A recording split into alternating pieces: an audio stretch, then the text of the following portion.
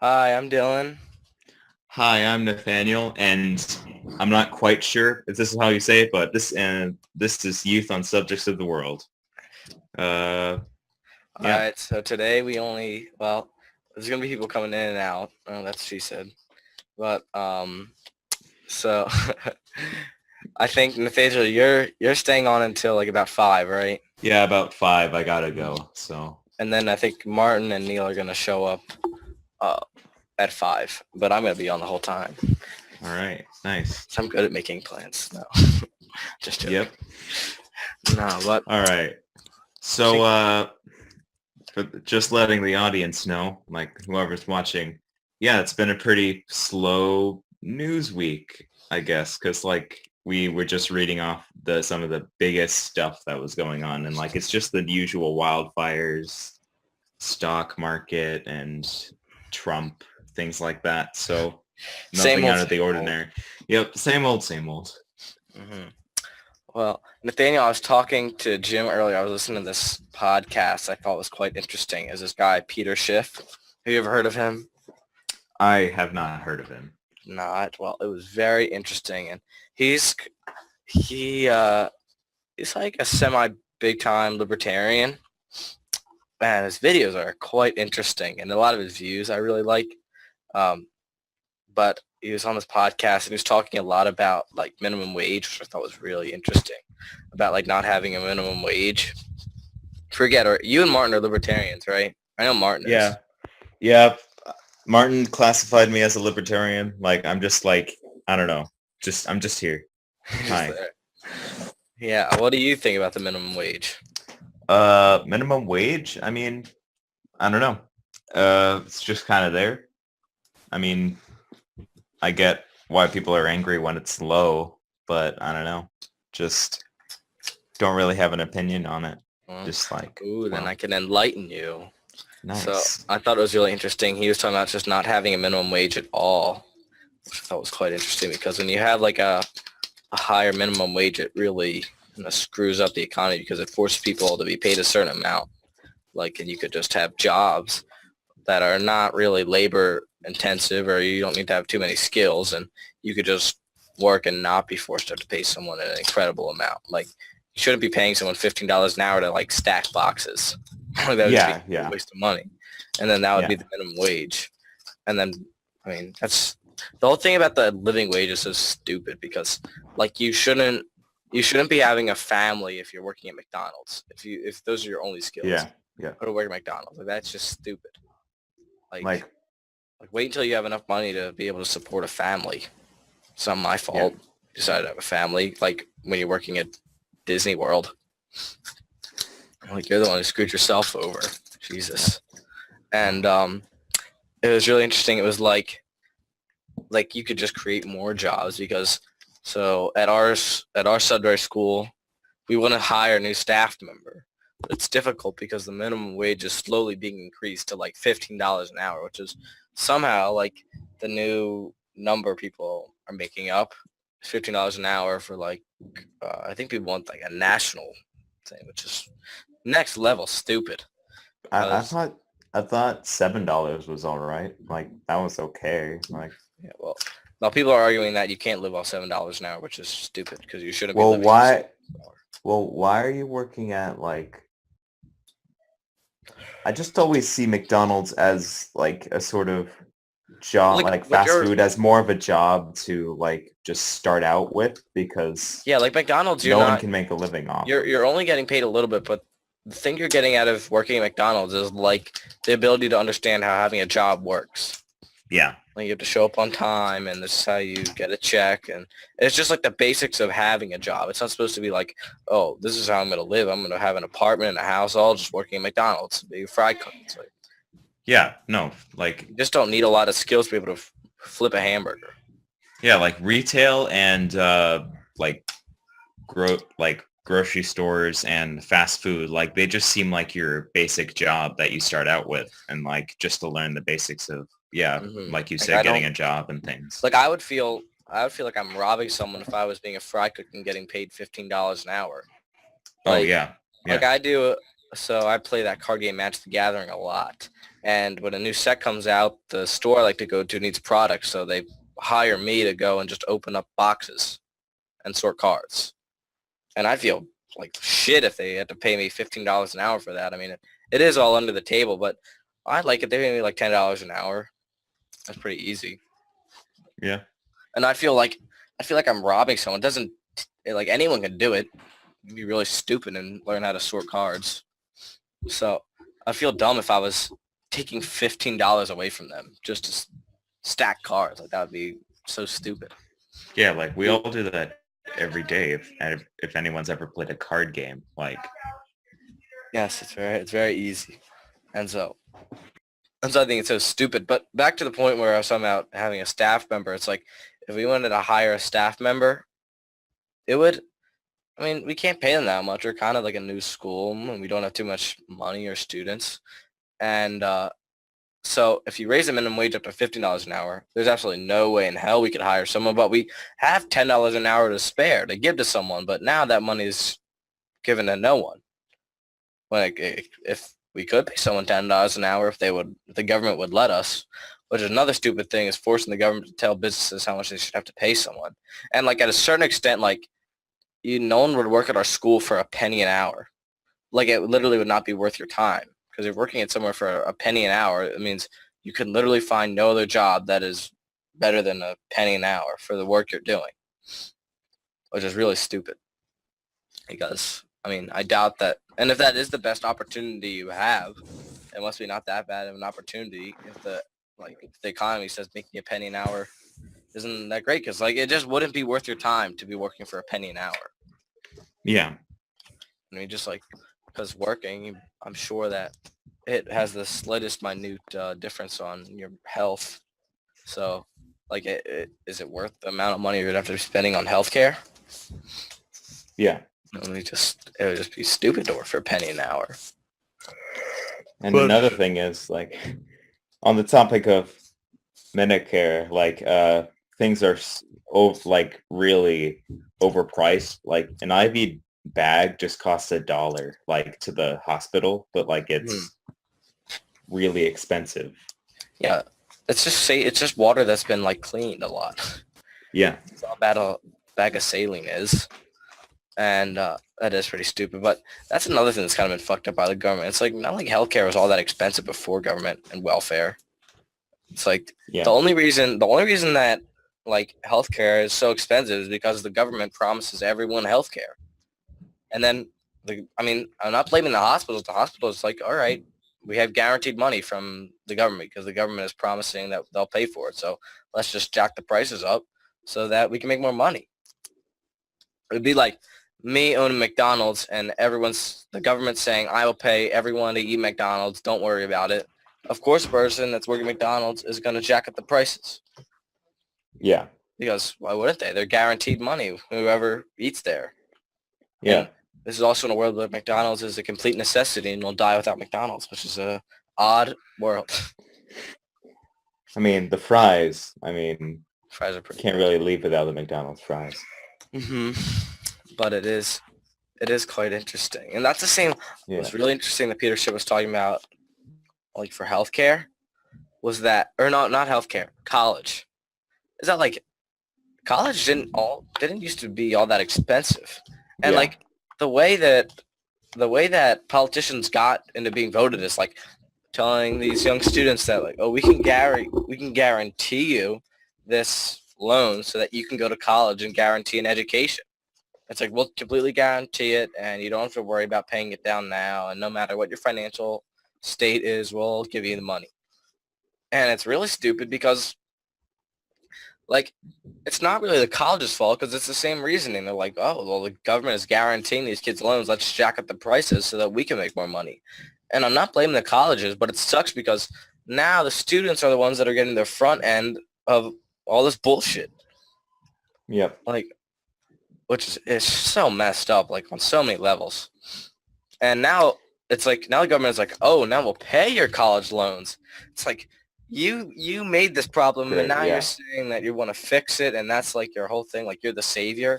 It would be like Yeah, like blowing up a building, like people asking me to blow up a building, and then I'm like, look, guys, all right, I'm gonna fix this building. It's gonna be great now. But like, I want you to be happy because I'm fixing this building, but I blew it up in the first place. yeah, Super. like You know what? wait, well, I was thinking of I was gonna say something. Sorry to cut you off. I was on. No, it's fine. No. Um, you might have to continue. I totally forgot what I was gonna say.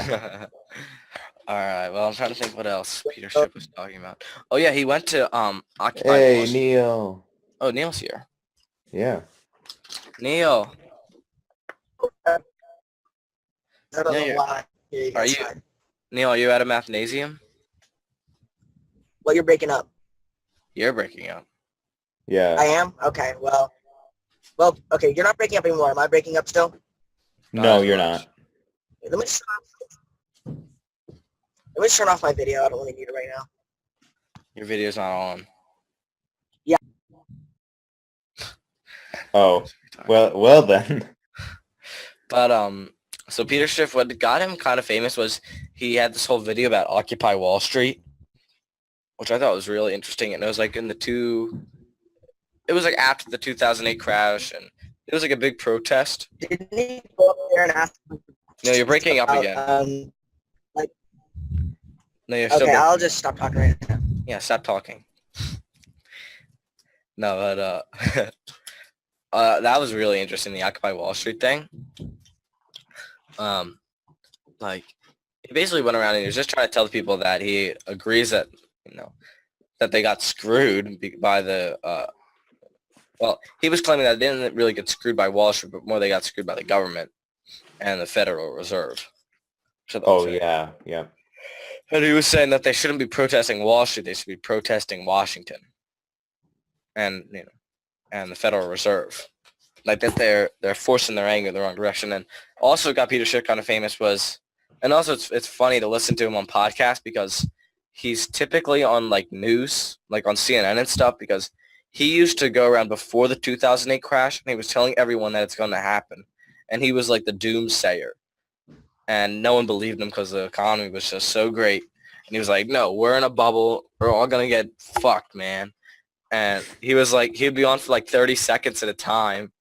And it was really funny because in the podcast, he's so used to just doing like sound bites. Like, we're screwed. Everyone's screwed. Invest in gold. Like, do X, Y, and Z. And then he's on the podcast. And I'm like, dude, just chill out. We have 2 hours.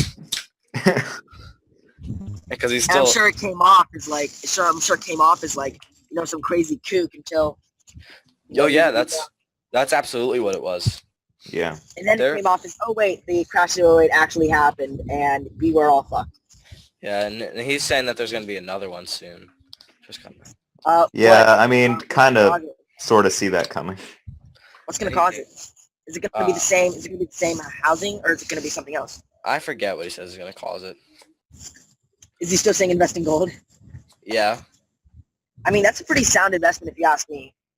I mean, Mhm. gold investing has been pretty much solid for a very long time now, and it's usually remaining that way. He actually has this really interesting business, or I don't think he runs it, but I don't know, he talked about it quite a bit where basically it's such an awesome business idea. They give you like a credit card, like it's a regular credit card, but you like when you swipe it, they just transfer gold, so you're able to put all your money into gold. And Yeah, this I heard business, that. I know that. It's I know called that gold. It's called Hero gold money, I think. that. Wasn't he advertising that, or he was advertising something else? Sorry, I think he was advertising that. he was advertising that. So okay, so you're saying that that's a credit card that basically your account transfers the gold to money Yeah. directly, and then you Like, spend it. like they have vaults all across the world, and whenever you swipe it, they sell that much amount of gold. So you can have all your money in gold, but be able to use it whenever you That's want. interesting, but the thing is, Doesn't that? you might also isn't- Sorry, go ahead. Sorry, isn't that just what the purpose of paper money was originally? Yeah, but gold is actually worth something. Well, Yeah, he's right. But like to what? Like if you, Gold. well, that's- to that- us, it's that's it's the- valuable. That's But- the age-old question. But like gold has always been worth something and always will be worth something. But paper has never been worth as much as gold. Yeah, but Like the value, is right. value of that small piece of paper and past human society has never been worth whatever $50. I mean, if you're talking about the material, $100 bill is worth just as much as a $1 bill. And also gold has many of uses. Like it's in every single phone. I mean, it's used for lots of science. Like it has actual uses. Yeah, so it's not like Yeah. in a bubble with just And a it's- regular. And it's rare. Like it's not, there's not That's an infinite rare, amount but of it. useful. Like, because either one of those things, if you invest in something that's useful but not rare, you can get kind of screwed because it's just worth almost nothing. And if Like you invest- wood is very useful. yeah, but it's not everything. rare Not at rare. all. And then you have, well, maybe it will be one day. Well, and then you have things like something that's very rare, maybe not very useful. It is pretty. Correct me if I'm wrong, but is that part of the reason Bitcoin's in a bubble? Because I mean, it is very valuable, each Bitcoin, but Bitcoin's not worth. It's just made up It's not made up rarity. Bitcoin doesn't have any actual uses. You can't take a Bitcoin and put it into an kind iPhone. of in a bubble. Yeah. Well, that's the same reason we thought of like paper money as valuable because it was backed up in gold. Then eventually the economy was just It used left to to be float. It used to be like an IOU, like IOU. Yeah. And you could transfer the IOUs to other Yeah, people. you could literally go to the bank and then that's and- not money in gold. yeah.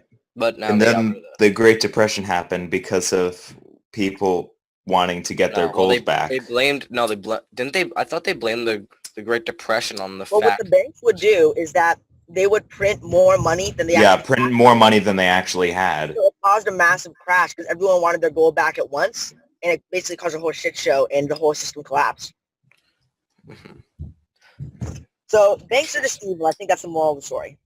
Yeah, it was really stupid when people bailed out the banks. Like, that's just next level stupid. And people's arguments to that is like, oh, well, if we didn't bail out the banks, many people would have lost their jobs. It's like, oh my God, get over yourself. Like, Dylan, these if people- you no, kill the but have you Nazis, seen- they'll lose their jobs. If you kill the Yeah, Nazis, but have you lose their seen, jobs. so the government, when the government did that, their speculation was, if we didn't bail out the banks, unemployment was going to go over 8%. And then look what happened. We bailed out the banks and unemployment goes over 8%. Like, this is just bullshit. and it has long-term effects, like, the banks being around. Yeah, the long-term effect is that the banks are still here. Like, at least if we got rid of it, at least if we let the banks fail, like, they just wouldn't be here to cause any more That damage. is so, and people seem to think that, I don't know why, but people seem to think like capitalism caused the crash of a way. No, it was literally socialism giving money to the banks that caused the crash. Yeah. Let the banks wither out and die. Let the free Yeah. market handle the banks. That's why the free market is so great. I mean, the free market has flaws like everything, but that was not one of them. No, it is not. No, I mean, if the free market did its thing, then that never would have happened. And it was really funny too. When I was like first figuring this all out, but I was still kind of incompetent about it. I just I knew like this is wrong. I don't know why it's wrong though. Makes any sense. And I was talking to my cousin about it, and she was like, "Oh, Dylan, that just seems like a little bit of bullshit." And I was like, "Maybe," because I didn't really have anything to back it up. The hard facts like you do now. Yeah. And then like last year at Thanksgiving, she walks over to me. She's like, "Dylan, I was listening to this podcast. Do you know how evil the Federal Reserve is?" I was like, "Yes, I do." Yeah, that's what I'm Yeah. Anyone seen the video called Death of the American Dream, I think it was called? I think I have. What is it? Oh, The I know. animated? Is it the Yeah, it's the animated one that talks about the Yeah, Federal yeah. Reserve. with Pyle? Is that his name? Oh, yep. Yeah, that's a great Yeah, video. pile. It's so I love crazy that video too. so much. How That's what really opened my eyes. it's really hilarious too. How what's this? What was it? Oh yeah, how they created it. It was like on a dark, like a stormy night, and they said that they were all going on a hunting trip. Like, what is up with this? Dude, that stuff is so messed up, man. Like, I don't. Neil, were you just at Mathnasium? Yeah. You are a loser. I thought it was going to be really, really big because I forgot the show's going on, but it all worked out. Very nice, Neil. Very nice. Well, but I know that We went on the Federal Reserve before, I think, but that was a long Yeah. time ago. Yeah, mean- we just won the Federal Reserve again. I mean, that was a while ago. And I think, repeated exposure to things like facts can really help someone, expand their awareness on a topic. That's how you really learn. Yes, I concur. I concur. I was like, that was from, I forget, some movie. But what else is going on? Neil, do you have anything to talk about? Let me think. You say no, I'm gonna kill you. Well, give me a little bit to think. I can probably think of something eventually. That was the wrong answer. No. Dang it. As we told the audience earlier, Neil, like today's just a pretty average week. And now even Yeah. Neil doesn't know what to talk about. Like, Something's wrong here, man. yeah. Something is fucked up. No, well, I haven't really been doing anything. Okay, I don't know why, but this is so random, but I kind of want to talk about the Sriracha documentary that Dylan just showed me. Oh, And yes. how cool it is. For the So- audience, Neil, I slept over at Neil's house last night. And we watched a movie. It was a documentary about sriracha, like how Yes, they make it it. was amazing. And it was a very good documentary. And it was all about like the guy that runs it, he's such a fascinating guy and he seems very humble. He's like, He actually lived in Vietnam. He was ethnically Chinese. So at the end of the Vietnam War, the new communist government was really opposed to ethnically Chinese people being there, and they really wanted them to kind of leave the country. So he actually left on a immigrant ship called the Hoi Fong, and he actually named the country. It's on every sriracha bottle. Named the company that makes sriracha, Hoi Fong Foods. And also, they do no advertising. It just shows no one was saying, and if you make a really good product, you don't even really do advertising. Yeah. It has a half cult following, half really mainstream appeal. yeah, because they have a really great product. Yeah, It's not like they're just bullshitting anyone with advertising. yeah. 'Cause that happens way too much where people just have these really dumb products, but the advertising is so good. There really is a lot of truth in the statement that a lot of people make that marketing is just one of the scummiest businesses to be in. I'm not saying you're scummy if you're in marketing. I'm just saying a lot of times marketing, you have to cheat to get ahead sometimes and say just yes. And it's sad too. It is true, Neil. Yeah, marketing sucks, man. I don't know too much about it. Don't get triggered all the marketing mages or whatever in the audience. Yeah, well, I just want you to know that everyone who's marketing, you suck. I mean, I think more than anyone, the people, I don't correct me if I'm wrong, anyone, but I think more people in marketing, because there are a lot, I don't remember if this is true or not, but I feel like I heard a story from someone who was in marketing and just talking about how it sucks to be in the business because everyone around you is just so, not like the people, like the people you're competing with and all that, they're just so scummy. They're willing to do anything. Any little legal loophole, like how much can I lie before it becomes false advertising? Like, Hmm. Oh, yes. False advertising is really messed up. And then even if it's just a slight little lie. You know what false advertising is? Clickbait. Clickbait's so annoying. That's where it goes to sleep. So Martin, what have you been up to? Martin's here now? Oh, not Martin. Nathaniel. Nathaniel. I was thinking Dylan, about- Dylan, I was you thinking are about- an idiot. I was thinking about I was really confused. Yeah, I was like, I was- immediately in looked my- at the screen and was like, Martin's here? I was thinking for a second. I was thinking about when Martin is going to be on here. And then And it was I like, was- Martin's, and then your brain jumped to Martin's here. yeah. I don't know. Oh, God, Dylan. And now I'm really done. I have done nothing much. I made some friends. From where? Yeah, from my church. I love making friends. I like socialism. I don't know if people don't like socialism. I love socializing. I love socialism. I love social. That was that was hilarious. And yeah, anxiety is pretty great, as everyone should know. So Mhm. yeah, that's about it. I agree.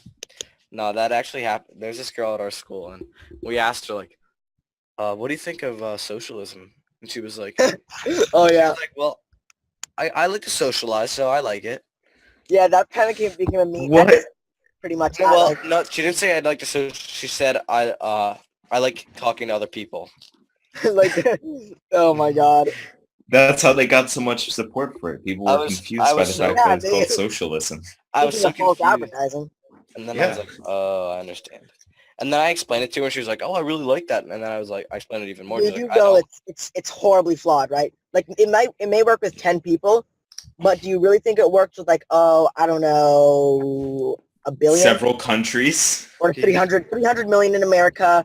Let's say a billion in India. Well, in China, it's not really. They say it's working, but the only reason China's economy is growing is because they have so-called free economic zones where they literally make capitalism happen in concentrated areas.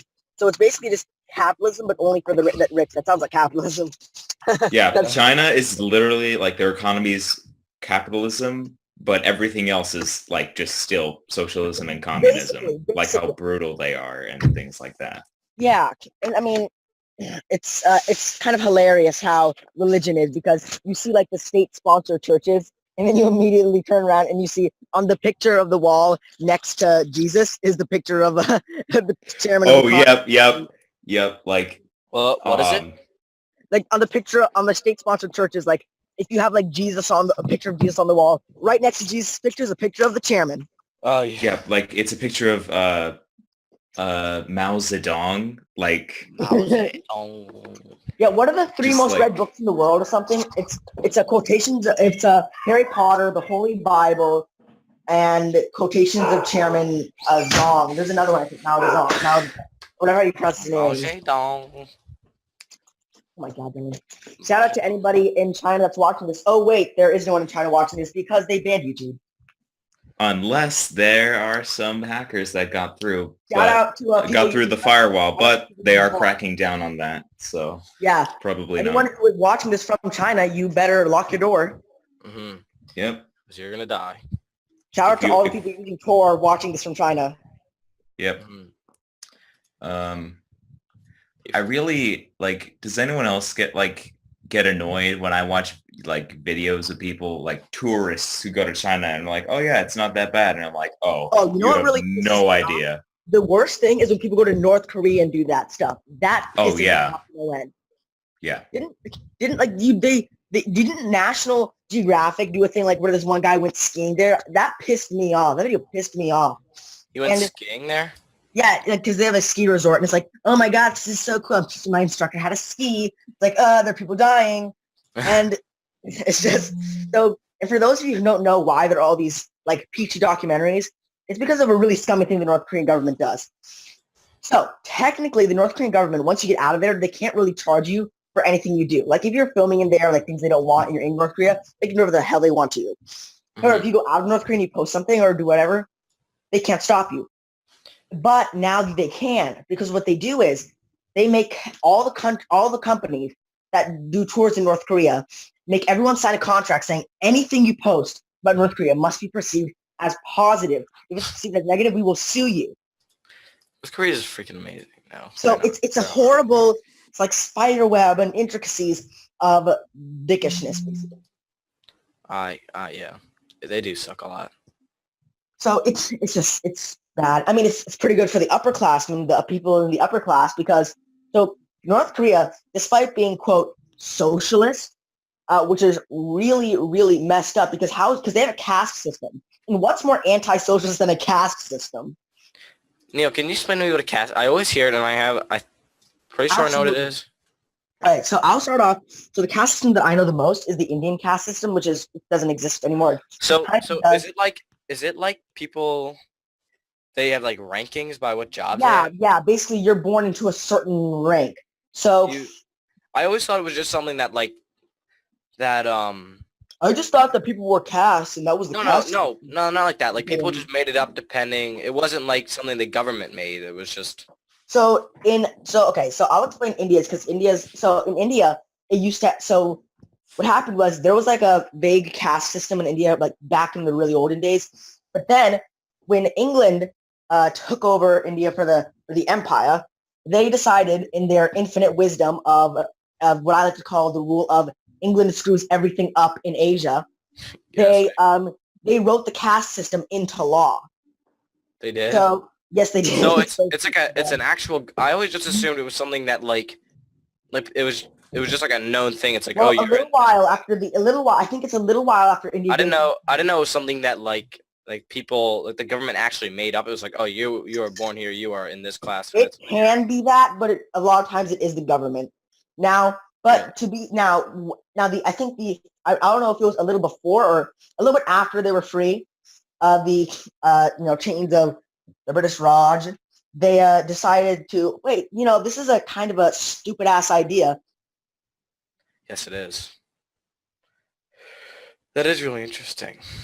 I don't know. I just always thought it was something that the public made up. It was like, well, like racism. Like racism is essentially made up.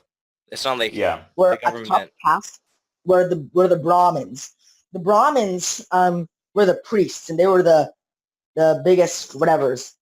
And then there are a bunch of others, and so at the bottom are the I think it's like street sweepers and cleaners or whatever. No, cleaners or whatever. And then there's actually a subsection of the caste that's completely separated from the rest of the caste system called the Dalits, which are also called the untouchables. Like you should not touch them.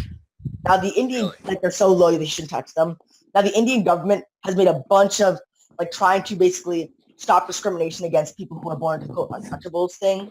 Mm, So they tried to stop a bunch of that. And to some extent it's working, but of course it's outlawed the caste system. Got rid of that. But obviously discrimination still exists. So yeah. Now the North Korean caste system, I believe, has I think it's only 3 rankings. The top are like the politicians and like the elites and close to Kim Jong Un, or I think that's maybe 4. And then I know everyone who lives in like Pyongyang is of like one of the highest castes. really?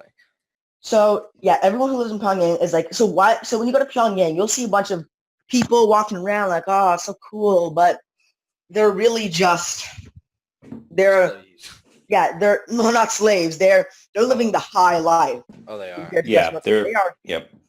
Yeah, they are they're the top caste, and I think the only thing other than that is like the inner circle of Kim Jong Un is the only thing that's like higher, and of course Kim Jong Un himself, because he doesn't poop or pee and he can talk to dolphins. But other than that, I think the next one is like the workers of factories and stuff like that, like blue collar work, I think, or maybe very basic white collar. And then you have It was so Yeah. weird watching this documentary about North Korea. It's like this whole news group. It's like, oh, we're one of the first news groups ever here, but it's like completely staged. Everything is staged. Like everyone's acting. It was really funny. And they're like at this big banquet. Like you're about to observe one of the biggest banquets in all of North Korea ever, and they're the only people in the entire place. Oh my, yeah. I watched this Vice documentary in North Korea. It kind of freaked me out because they went to this massive stadium and they were like one of like there were like 3 of like 20 people there in this massive stadium with like 100,000 people performing. It was insanity. And of course, they all have to like fill a bunch of colored boards over to make Kim Jong-un's face and Kim Jong-il's face. Mm-hmm. But yeah, so at the bottom of the cast, Bitches be crazy, man. yeah. It's but at the bottom of the cast is just basically the peasants, if you will. Hmm. That is interesting. It's a very So- fascinating country. It's an interesting country. Kind Yeah. of surprised there has not been a revolution yet. Well, there might be, and we just don't know about it. Well, there's something interesting. It's called CGP Grey, the Rules of Rulers. And I think so far Kim Jong-un's following it all right because he kills the people that he doesn't need. He keeps the people that he needs and pays them well. And he doesn't waste any money on the citizens. Because let's just be clear here. Starving, uneducated populations don't do revolts. That is true. Yeah, people don't. You can really... watch CGP Grey's Rules for Rulers. It's amazing. And yeah. But I don't know. Maybe he's not following it too well and soon there's a revolt, in the works. That would be nice. I loved Brian. So our staff member at me and Neil's school. Neil and I school, Dylan. Neil yeah, and I school. whatever. You understand what I'm saying. You don't need me to say it properly. That's my rule. I'm a Pretty much all English. Maybe grammar it's Nazi. arrogant, but like if you can understand what I'm saying, like Yeah, I just like to screw with Dylan. yes, I know. But that's my rule for English. Like that's why I always Like Yeah, just I like as long as understand what I'm like saying. just as long as you can understand what I'm saying, like you don't As really long have as to you can understand what I'm correct it. saying That's why- without putting extra That's why. thought. That's why I only ever say I spell there only one way. I'm not gonna say there differently. Like The you only can tell out of problem is that context which is it, feel like which since- it is, and it doesn't matter. I feel like since Dylan and I and like we're involved in like the alternative education movement, I feel like I have an obligation to try to say things properly so people don't like, haha, he's a dumb educated Neil noob. grandstanding once again. Grandstanding. What's that again? Exactly what you're doing right now. Okay, can you elaborate? Nah, no. It's like when you just like get to stand on a soapbox if there's one issue you care about. It would be like, I don't know. I don't know how to explain it. It'd be like kind of like social justice warriors grandstanding. Like about what specifically? I don't know. Like you could. Oh, like about one thing they know and just Yeah. yeah. But yeah, Actually, I just feel like I'm obligated to at least try to use proper grammar when talking about like things like cyber-schooling or unschooling. Because other people like, because even though I'm obviously conveying the message, people will find anything they can to try to devalue your points. Yes, I agree. Especially because it's like, oh, you don't even know how to spell. How could you be telling us what to do? Yeah, it's like I'm trying to convey a message here. I'm not trying to go this blank class. If I wanted to convey a message to the president, I probably would proofread it. But you're not the president, buddy. So, Yeah, you're just an incompetent. but that's not gonna win anyone over. So I try to at least follow some basic rules like that. Mhm. I concur. Yeah, I know. Sometimes I like using proper English. My mom always gets on me like that for not wanting to use proper English. It's like, well, Can you guys still hear me? I'm wearing headphones right now. yes, Yeah. I can. Okay, great. Probably a little bit better too. Okay, good. You're better. But yeah, like, what were we talking about? Oh yeah, but that cast is not. It's very interesting. I mean, it's not great. Another thing is also really interesting. Like people who don't understand. Like Hitler always seems like the bad guy, which I'm not saying that he's not. He's pretty evil in every single way imaginable. But Stalin and Mao yeah, Zedong. thank you. That's I how- was just saying, Stalin was Like, so yeah. much worse. Mao I mean, Zedong was Stalin- so much Mao worse. Zedong, man, What? Like caused a famine because he told everyone to start making steel. yeah, that was really fucked up. Like people don't understand. Like Mao killed possibly like 100 million people. Yeah, like I don't know why people don't get that. It's like I mean, even I didn't really know that, but that's I would blame that more on the school system because essentially told that like, oh well, Hitler's Not just horrible. that. I've seen Dylan and I were talking, and he was saying like you see tattoos of Stalin sometimes, and not really Mao Zedong, but you see tattoos of Stalin and things like that. And like, if someone got a tattoo of Hitler, people would freak the fuck out. Yeah, for good reasoning though. I should add. Yeah, for good reason. We're not saying you shouldn't freak Yeah. out if you see someone get a tattoo of Hitler. It's like, yeah, he's an extremely evil man, but at the same time, Like it's, people don't understand Stalin caused the Ukrainian famine, which most people don't really know about, which killed 6 million people. Stalin has killed way more people than Hitler. Mao Zedong, what is his death count? Mao Zedong. just a lot, man. Yeah, And A also, lot. like, what's Possibly- really sad, Possibly 100 million. and like another thing, what's really sad is that now you can't actually go to China to get like the Chinese culture, like to learn about it, because like, does anyone know what the Cultural Revolution was? Like, No, during can when- you? I know So- about it though. the Cultural Revolution was like shortly after the communists took over in China. So Oh, I they think I got do rid know of, about this. and they got rid of, like, they burned down temples, killed a bunch of like, Who did this now? the Communist Party. That's pretty fun. Like they destroyed temples, like a bunch of stuff from Chinese culture. Quick side note like- here. There's a great YouTube channel called China Uncensored that covers like Yes, this stuff about China now. yes, Yes. they're You know, awesome. you know. I love I them. love it. Yeah, I love them. They're so much. They're great. Yep. Yeah. Anyways, you were saying about the Cultural Revolution. Yeah, and like it's just really sad that like you have to go to other like just across the world to learn about the Chinese culture. I mean, because they it have just such a doesn't long exist. history. I'm assuming they have. Yeah. Like, I don't really know anything about it, and it kind of sucks because it's such a long, rich history of like just the culture. I'm sure they have, you know, really interesting one, but I don't really know anything about it. Yeah, and I mean, if you also the annexation of Tibet, that was Oh, a yeah. pretty I mean that's What happened with that? so I don't know the exact history of it happening. I think I know vaguely the current situation going on there. So China did annex Tibet. Do you know when they did it? I don't know. I'm Yeah. not sure. I mean, I watched videos on it, but like I still don't really understand. Yeah, a lot what's of this going comes from on. China Uncensored. I just love that channel Yeah. so much. Yeah, it's a great channel. Yeah, it's just What do they great. talk about? I've never seen them. So there's a host, and that guy, it's basically to talk about current news in China and doing things in the world, and basically they give their own like complete like their perspective on it, and with satire too. So And it's like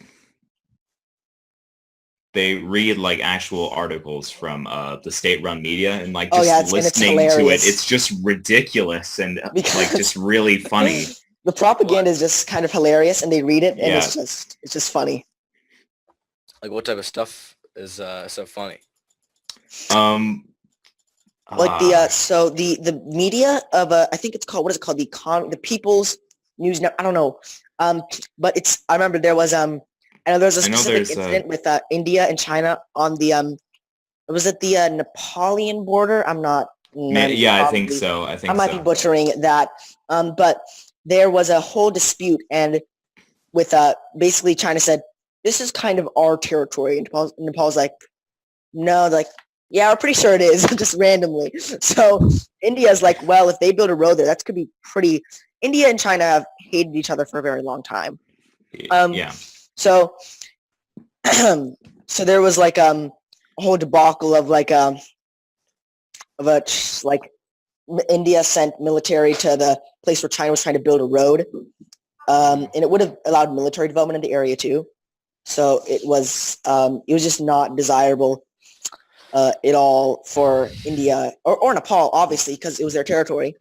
Mhm. But yeah, so when the whole situation resulted basically with like both forces withdrawing, with, I guess if you want to look at who won, I mean technically I guess India won because India wanted them to withdraw and both forces withdrew.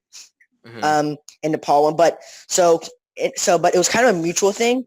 It's so funny because the Indian media, which is not biased at all, because they do have, well, there is not too, there's some like, Coming but the from point an is- Indian.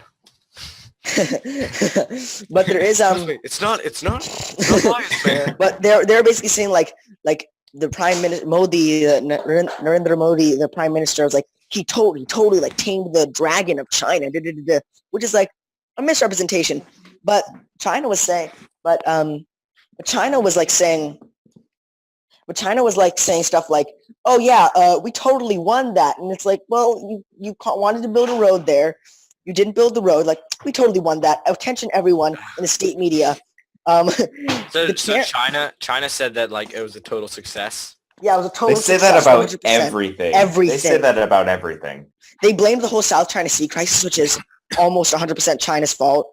Yeah. I might be a little biased there, but it is a lot of China's fault. They're trying to build military bases and to be like, well, this is China's land, so therefore this part of the ocean is ours. It's like, well, you built that there on other people's land. It doesn't magically make it your own now.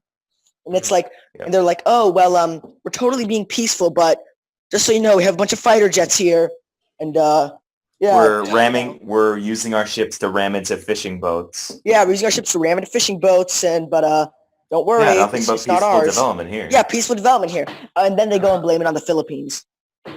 Why the Philippines? Yeah. I know. Like, just nothing against the Philippines, but just like, Yeah. how would they successfully do something like that, and why? Yeah, they just like, the Philippines are causing so much trouble in the South China Sea. It's like, wait, what? Why? Yeah. And don't mention Taiwan around. Oh, excuse me. Don't You mean mention Chinese Taiwan Taipei. as an You mean Chinese independent. Taipei. You're talking about Chinese Taipei, right? What's Taiwan? What's this Taiwan you're speaking of? It's called Chinese Taipei. Yeah, Martin, Yeah, get it right. I'm sorry. I forgot that Taiwan is apparently a runaway province. Yes. Taiwan is not a country. It is called Chinese Taipei, and it is part of China. Or did you hear about the president of Taiwan, like what he said in response to China? He said basically, like, China said it's a runaway province because it never declared independence. But then the president of Taiwan was like, well, first we were and technically still are the Republic of China. So we never really had to declare independence. Like, it was just, I forget what he actually said, but just That is pretty funny.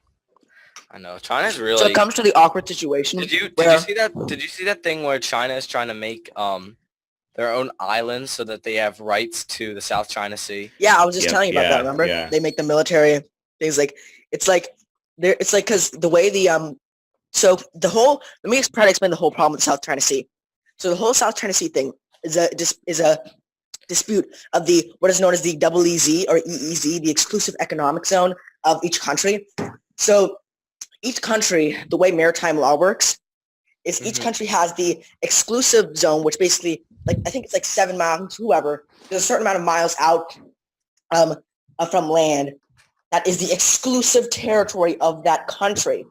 Mm-hmm. And like undisputed, no one's gonna say anything about it. You must follow the laws of that country when you're in there, except for some loopholes. But who cares about those? Yeah. Then there's the exclusive economic zone, which is basically it's international waters, but only the country that zone belongs to can like mine there, fish there, that kind of things, economic activities.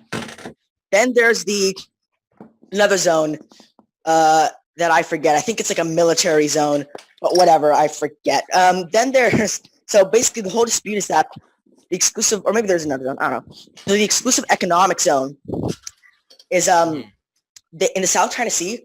China's exclusive economic zone, a bunch of other exclusive economic zones, they overlap. And the South China Sea is a very valuable trade route. So obviously there's a lot of contention there. So China, being by far the most militarily powerful in the area there, is like you're saying, Dylan, building islands and like saying, well, this is our territory, therefore our exclusive economic zone is this big. like, Yours is smaller. have you seen China's claim on the South China Sea? It's just like We own all miles of it. away. Oh, they also from own the mainland. Indian Ocean. Have you seen that? They also own the Indian Ocean, apparently, according to them. Wait, really? Yeah, they just said it. They haven't really done anything, I don't think, but they own the Indian Ocean. I have a globe here, and I'm just imagining that. Like, yeah, we own all this southern part. Yeah, Like, we just own nowhere that. near China, but that's okay. That's okay. I just imagine like someone, like a representative of China at like a meeting or something. It's like, well, you're not even close to that. That's okay. Don't worry about it, guys. We got it.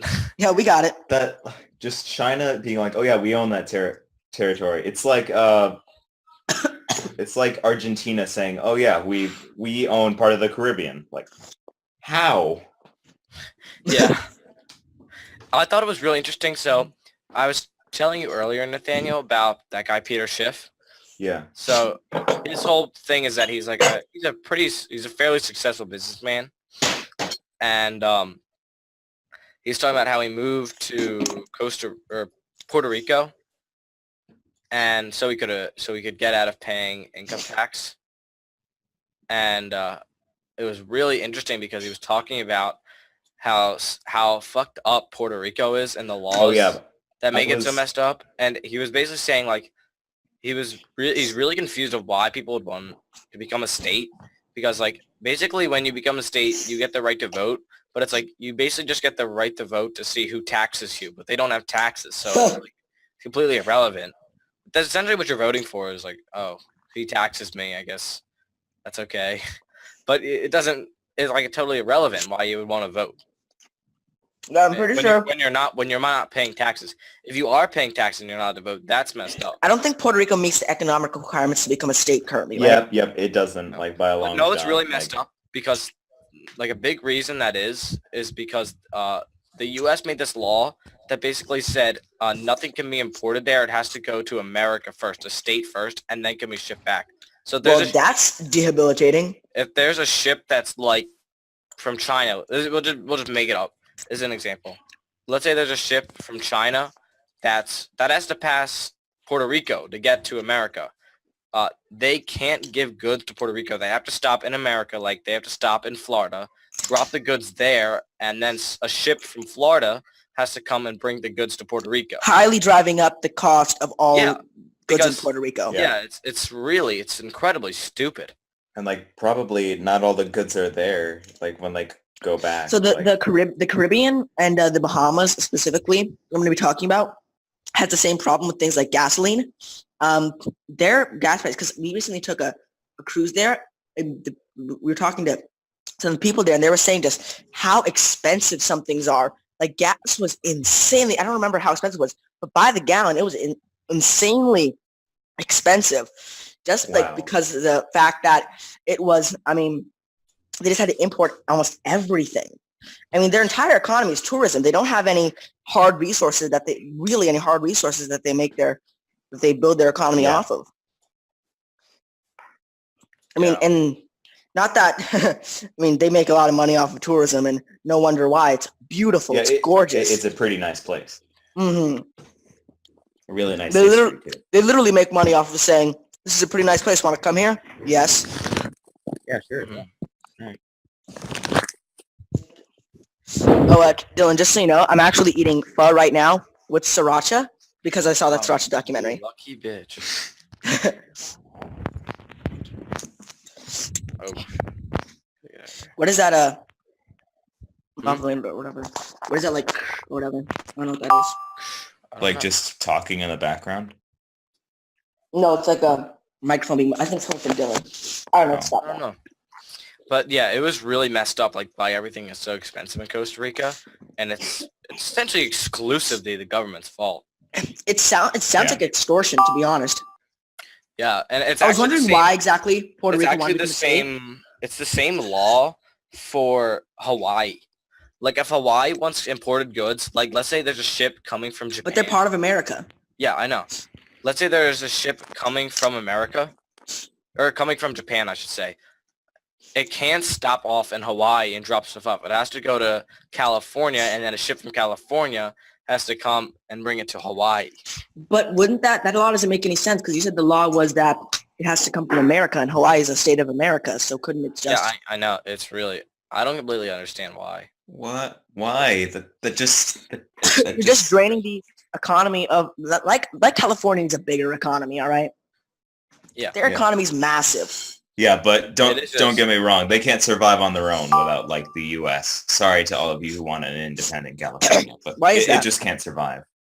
Like 'Cause they're California fine. gets like I think I read California- that like If California was a country, it would have like the third or the 13th largest GDP, right? Yeah, I believe so. Something like that. Isn't that just, that's so funny? I read somewhere that California like gets half of like all of the stuff it like gets for like the state and stuff like from the U.S. government. So or, like, That doesn't make any the sense. US. I don't Because- know. I don't know. Just like What is it? Because there's a group of states that there's a group of states that has where there's a group of states that pay more to the federal government than they get back in returns. Those would be the states that are completely financially independent. Then there are the states that pay more to pay less to the government than they get back in returns. Those are financially states. The other states that are financially not independent. But California is one of the states that I think by far they pay much more money than they get back. So they're financially independent. So I don't understand. I don't know. I don't know. Wasn't there like a plan to make California into like five Yeah, separate I don't. Probably. I think. Yeah, California has a lot of movements doing those kinds of things. I know there's one like for old California, new California, create two different states, and like the coastal region would be New California, and like I guess it's just because of a cultural thing. It's like making a new state is not a cultural thing. I may be wrong, but Yeah. I think that's what their whole thing was. Like it's a cultural thing. It's like we should not make a new state because of culture. I'm sorry, but that's not valid. Mhm. We need to make a new state because of cold hard facts, not just it's culturally different. It's like that's not enough of a reason. But Like the northern part of Michigan that like now is like across Lake Michigan, like that used like there's a bridge there now, but it used to be separate and like you had to go all the way around in order to get to like the other side of Michigan. That's a good reason to make that little part of their estate, like because Yeah. it's so separate from everything. geographically, financially, politically, makes some sense. Now culturally, I don't know about culturally, but I don't even know about politically politically. Okay, with the Electoral College separating state via political reasons makes sense. Without the Electoral College, it wouldn't make any sense. The reason for that is that if you're a Republican in California, you might as well just not vote in the presidential election because all of California's votes in the Electoral College system will go to the Democratic nominee, no matter what the Republican said, because it's basically if one more Democrat votes than a Republican, that the state should vote for that person. The votes won't be split up evenly. No, that would make sense. All the votes go. So it's a completely disproportional and stupid system. The Electoral Yeah. College is so freaking It's so freaking stupid. I And felt like I was going insane because I was talking to one of my other. if you are a Republican in California or if you are a Democrat in Texas, just do not vote. It really for the presidential election. I'm sorry, but it's the truth. Yeah, you don't. Nothing really happens. And Wasting your people are time. complaining about people not voting at all. Like this is why. It's like we have a horrible system. I just felt like so. So I was talking to my cousin, and a lot of my cousins. So my mom is one of 8, and she's the youngest of 8. So all my cousins are significantly older than me. And so I was talking to my one cousin, and gosh, so she was talking Is about. she the one who's a nurse or? No, well, she is a nurse, but it's surprising the amount of cousins I have that are nurses, and it's not Sorry, really we're like talking about another cousin that's a nurse. yeah, she just happens to be a nurse, but so I was talking to her about the Electoral College, and she was like, for the reasons I didn't like it, she didn't like it either, but she was like, I think we should still have it just in case someone like Donald Trump ever comes around, so that we can't. What the have fuck? idiots like If we didn't have the Electoral College, Donald Trump wouldn't have won. I was like, she's like, I think we should just have someone to stop if someone really stupid gets in office. I was Wait, like, what the what? The Electoral College is the reason that Donald Trump got elected. Yeah. Like- but she was saying that it should be something like the Electoral College but like it works so Donald Trump could have never been elected, even if the Americans wanted That's not democratic. I was So like, that's yeah, so no Republican could ever win. Like This is democracy. Yeah, exactly. That's what Yeah. I was really confused. I was like, what are you talking about? like there are plenty of I don't good think your cousin. Republican I don't think that cousin presidents. understands how the Electoral College works. Then Yeah, I don't think so Yeah. either. It was very confusing, and I tried to explain it to her. I think it worked. Maybe not though. Hopefully. But All right, I have to go. It's 5 o'clock, so see you alright, guys. bye, Nathaniel. goodbye, Nathaniel. Bye. All right, Dylan. Mm-hmm. It's So time. Neil, where did you get pho? Did you say when or where? Where? So I can get From it this- there. From this place called Fussin. What happened was that I was gonna go to Mathnasium. My mom was gonna go to the orthodontist while I was at Mathnasium with my sister to get something with her retainer fixed or whatever. So so in the plaza that's next to the orthodontist has a Costco in it, and in that plaza with the Costco, we call it the Costco Plaza, there's a place called Fosin. And I really love that place. Or Fussin, sorry. I still call it Pho because I used to always call it Pho, then I realized I was wrong and now it's called Pho. I think you Get it told me wrong. that actually, right? Yes. I think you're the one who told me that. Most likely. But so yeah, so Fussin. Yeah, so my mom got the pho from there to go, and I'm now having it in my residence, and it is very, very good. My favorite pho place, however, is a place in Voorhees, Pho Voorhees, and that place is amazing. And Is that the one next to the movie theater? Next to AMC. I don't know. Yes, it is. Yes, it is. It is. 'Cause it's where Yes. your dad, and like after we got Himalayan food. Correct. Interesting. I've never been there. There's a Now, restaurant there I went to. I like quite a bit. So just for everyone who's wondering, so Dylan and I are talking about pho, but let me just have a fun fact about pho. We learned about this in this amazing Sriracha documentary, was the fact that also Sriracha is pronounced what is it, Sriracha? I don't know. Sriracha. Sriracha. It's like, it's three full syllables, and you're supposed to say them like very separated. And so, but of course no one pronounced it like that because people look at you weird if you do that. For good reason. Yeah, for good reason. It's like when someone who isn't French pronounces croissant. Or It's it's like like, it's one of my biggest pet peeves is like Italian chefs, and they speak completely normal, and then they're just like, what do they do? They're like, all right, today we're going to be making some pasta with some regatta. It's like, shut the fuck Yeah. up. Yeah, I really, it's just weird because when you see people like speaking perfect English, then they break that pronunciation and I mean, okay, so to be clear here, when you see people speaking like in a complete American accent, no deviations whatsoever, then they change it up just for one word. I feel like it just sounds so pretentious. Like, get the fuck out of here. It is. It is pretentious. And it's like, if you have an accent, it's like, that makes sense. Even a slight accent, that makes sense. But if you're changing it just for that word, yes, it's technically correct. But it's just a pet peeve. It's irrational, maybe, but it's, I know, I just can't stand it. It's so annoying. I hate it so much. It really is. Like, if, like, I was, like, the thing is, so, okay, so my family, we took a trip to Europe. We went to France, and we kind of like, so we drove to Italy, and that was really awesome. Also, Italy, if you ever go to Turin, Italy, don't go out after night. Good God, it's kind of shady. It's pretty funny. Like, yeah. So we went to this vegan Italian place. It's Italian, it's Italy. We went to this vegan place that was absolutely amazing. So I wanted to order the bruschetta, and so my dad and I were like joking with the waiter. He was really nice, and we went there I think 2 or 3 times, and while we were there, and we were joking with him. He was really nice. And we were saying, like, we were kind of like saying how Americans pronounce different things, and like and he was like, oh no, that's how you pronounce it. So we were saying in America they say bruschetta, and he's like, oh no, it's bruschetta. And I said, so we try to pronounce it and stuff, but the thing is that the problem is that now, like, he wanted to like us to say it that he's like, if he asked, try it, I'll try it, because saying it that way, obviously. But the thing is, the next time, so obviously if he says, so I'll say, like, oh, you try. I say, obviously I'll say, bruschetta, like, try to say it. But the problem arises next time we went.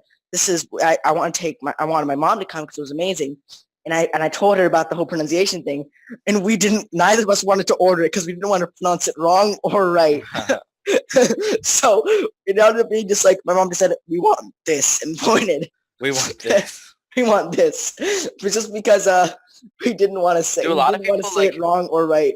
This is gonna sound a little ignorant, but like, do a lot of people in Italy speak English? Yeah, I mean, from what I saw, but that's my limited perspective. I guess if you want like a hardcore answer, you can go to like Wikipedia. I've always been curious about that. Like, is it? I think common? in Europe in general, English can be common. Although I don't know if it isn't. I don't know. I think it is. Only because I've only ever seen in movies. It seems like freaking everyone speaks English, but I'm like, that's almost certainly not true. Because there's no way that everyone. I mean, as far as I can remember, it was a little while ago, but as far as I remember, I think we didn't have too much trouble at all. Interesting. But yeah, I've always wanted to. Italy seems so interesting, and it's so funny to me too. Like, just living in America, how you can just I'm trying to say, like, if you want to go from like Switzerland or something to Italy, it's only like a 5-hour drive. That's so funny to me. And that's what we did. We went from Switzerland to Italy. Yeah, I was just talking when that guy, for the audience, at our school, we had this guy visit our school from Switzerland. Yeah, from Switzerland, and yeah, he's awesome. And I don't know if I told him that. I must have told him that I went to Yeah, we went on that trip because the great thing about going to Europe is that you can just go, especially with the Schengen area, which is the agreement that the European Union has. And even though Switzerland's not part of the European Union, they're part of that agreement.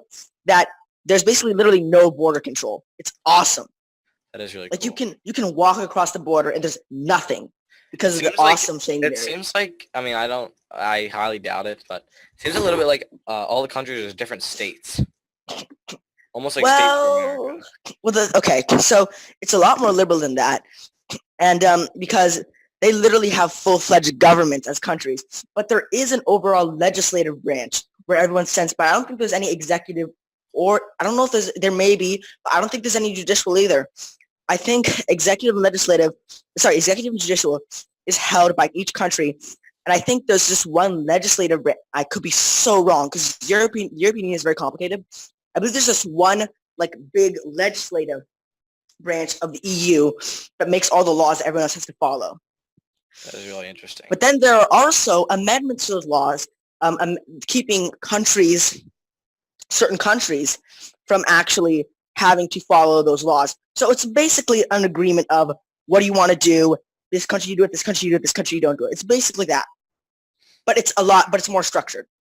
hmm Yeah, so the Schengen area is awesome. And the Schengen area combined with the close proximity of all the countries and the size of them makes it very easy to travel through multiple countries while going to Europe. Which is why on our one week, I think it was 1 week trip to Europe, we went to 3 countries because it's that easy in Europe.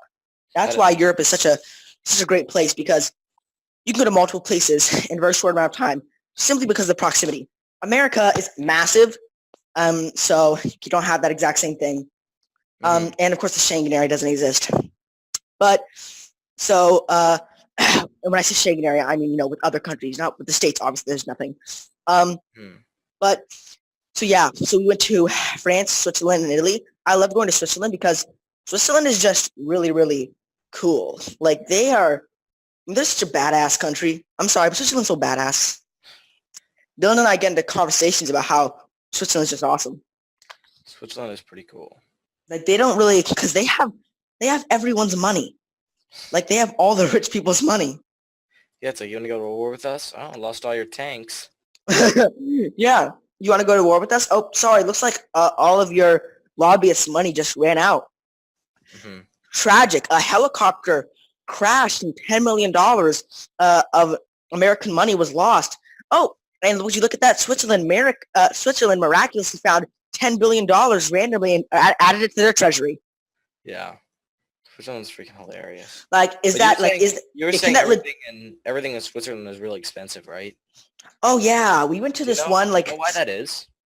I don't. I think it's because I looked up the average salary. I think I'm not exactly sure, but I feel like I don't know if the average salary is really high. I don't think it is. I don't know what the whole situation is.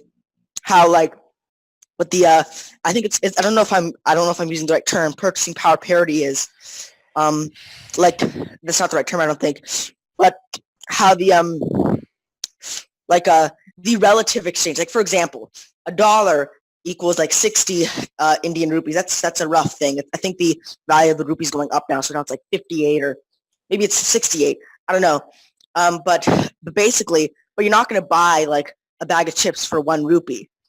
You're probably going to buy a bag of chips for like 30 rupees. But if you bought it in America for like 30, like even like if you look at the exchange rate, that's not a direct translation of the monetary value that country has. hmm Yeah, I hope everyone can follow that. It's not just the currency; it's how it's. Yeah, I know what you mean. Yeah, like if you looked at India's GDP in rupees, it would way out. It would be the biggest probably economy in the world by far, probably. But it's not. It's the fourth. No, it's the 10th biggest economy in the world because of the fact that it's not in rupees. You have to translate it to like a currency that you would translate for everything. Then there's a whole thing with purchasing power parity, trying to compare things, and it's a whole shit show. But economics is. I felt bad. I don't know if you know anything about this, but so for the audience, I've kind of gotten into playing ping pong, It's kind of a loser sport, but it's very fun. And I met this guy there whose name also happens to be Neil and is from India. And he was saying how his family, I think his dad came here, I think for like a heart surgery. His dad needed a heart transplant.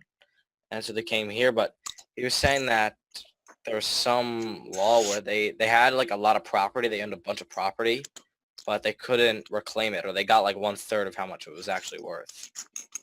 Really? hmm Why? I don't really know. He was just saying he was kind of pissed about it. Like it was a really fucked up Indian law.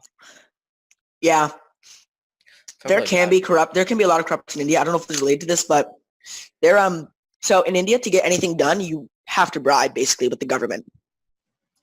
You have to understand, with the world's biggest democracy and 1 billion people in a democratic society, it's a shit show.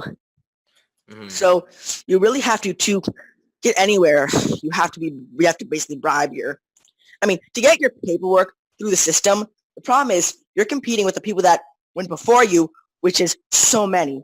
And dear God, the amount of people that bribed, your paperwork is going to be years until it gets through. Mhm. But, a little money greases the wheels. So, this is a short, sweet and simple. So by result, the public sector of India can get really corrupt. Mhm. It's really fascinating. Yeah, I think India is just very fascinating just because it's so many people and it's also a democracy. I think China's fascinating because not because of maybe the amount of people, but the way their government works. Mhm. And it's kind of like North Korea is fascinating because, do I need to explain? It's freaking North Korea. They're just fascinating by default. Yeah, North Korea is they are crazy. Yeah, They absolutely. They are very fascinating. Like, I would say there are some redeeming qualities of China because they do have a much lower poverty rate than they did, and they have some good. They have there is a disparity, I think, with economics, but with financial situations, but still they've been able to raise a bunch of people out of poverty and stuff like that. North Korea, I don't know if there are that many redeeming qualities, and I think the ones that there are, like, well, the people in the upper caste live really well lives, good lives. Like, well, compare that to how the other stuff, and I think the cons way outweigh the pros. I think that's the same thing with China, but I think it's to a much, much, much lesser extent. Mm-hmm. I feel really bad. At least China's kind of waking up now, or I don't know if the government's waking up, but more so like the people are waking up. Yeah, that are starting to care more and more. It's starting to get impossible to because I think escape the awesome age of information with the internet, even if you're living in a place where the internet is restricted heavily. Yeah, I think that's what's so cool is like just how natural capitalism is. Mm-hmm. Capitalism is a very natural process. Do you know what I mean? Mm-hmm. Like it just happens. That's what I think. That's what's happening in China right now. It's just people are finally coming to the conclusion that capitalism is the best solution for their problems. Yeah, and capitalism isn't like the fix to everything. I think like concentrated government spending can help with certain things. Like the government, I don't think is useless as some people like to tout. I think it does a lot of things that it shouldn't. I think it sticks its head in things in places there it shouldn't be. But I think the government does have a place in our society, maybe one of less intervention, but I think a healthy balance is what's important. And I don't think, let's be clear here, I don't think any country has been able to achieve that. I don't think any country ever will be able to achieve that. But I think it's something to strive through, a healthy balance.